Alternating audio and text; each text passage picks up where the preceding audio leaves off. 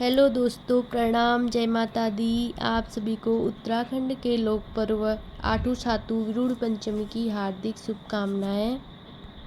यह पर्व भाद्रपद मास की सप्तमी और अष्टमी को मनाया जाता है। इस त्योहार की खास बात यह है कि इसमें भगवान शिव तथा माता पार्वती की पूजा की जाती है। सातू और आठू का मतलब सप्तमी और अष्टमी का त्यौहार है। इस त्यौहार की सबसे बड़ी विशेषता है, कहते हैं माँ गौरा महेश्वर शिव से नाराज होकर मायके आ जाती हैं, तब महादेव उनको वापस ले जाने ससुराल आते हैं। तो उनकी विदाई और स्वागत की परंपरा इस पर्व पर निभाई जाती है। इस पर्व की शुरुआत विरुड़ पंचमी से होती है। इस दिन तांबे के बर्तन में पंच चिन्ह बनाए जाते हैं। उसमें 5 या 7 प्रकार के अनाज मिलाए जाते हैं। सप्तमी सातू के दिन उन्हें नौले या धारे में धोया जाता है। फिर उसके बाद विरुड़ वापस लाने के बाद गमरा दीदी का श्रृंगार किया जाता है। महिलाएं 16 श्रृंगार करती हैं और फिर उसके बाद धानों के खेतों से जा पौधे लेकर गमरा दीदी की प्रतिमा सजाती हैं। अखंड सौभाग्य की कामना से सुहागिन महिलाएं पीली डोर धारण करती हैं। अष्टमी के दिन महिलाएं सौं और धान के पौधों से भगवान शिव की प्रतिमा बनाती हैं। मान्यता है कि इस दिन महादेव माता पार्वती को मनाने मायके आते हैं। पूजा करने के बाद सातू आठू की कथा सुनाई जाती है। विरुड़ चढ़ाकर लोग आशीर्वाद प्राप्त करते हैं। विरुड़ अष्टमी सातू आठू की कथा। एक गांव में बुजुर्ग दंपत्ति के 7 पुत्र और 7 बहुएं थीं, किंतु किसी को भी संतान की प्राप्ति नहीं थी। इस कारण बुजुर्ग दंपत्ति बहुत दुखी थे। एक बार वह आदमी कहीं जा रहा था। उसे रास्ते में 16 श्रृंगार की हुई औरतें विरुड़ धोते हुए दिखी, तो उसने जिज्ञासावश पूछ लिया कि आप क्या कर रही हो। तो उन महिलाओं ने कहा कि वे गौरा महेश गमरा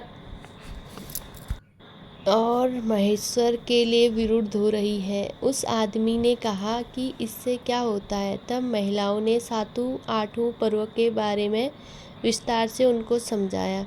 सारी जानकारी लेकर वह मनुष्य उत्साहित होकर बोला, मैं भी सातू आठू विरुड़ अष्टमी का अनुष्ठान करूँगा अपने परिवार में। घर जाकर उसने अपनी पत्नी को बताया। पत्नी ने अपनी सबसे लाडली बहू को बुलाया, उसे विरुड़ का विधान करने को कहा।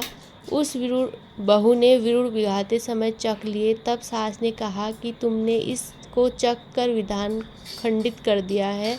फिर दूसरी बहू को बुलाया, उसने भी यह गलती कर दी। ऐसा करते करते उसने सभी 6 बहू को बुलाया। सभी ने कुछ न कुछ गलती करके विधान खंडित कर दिया।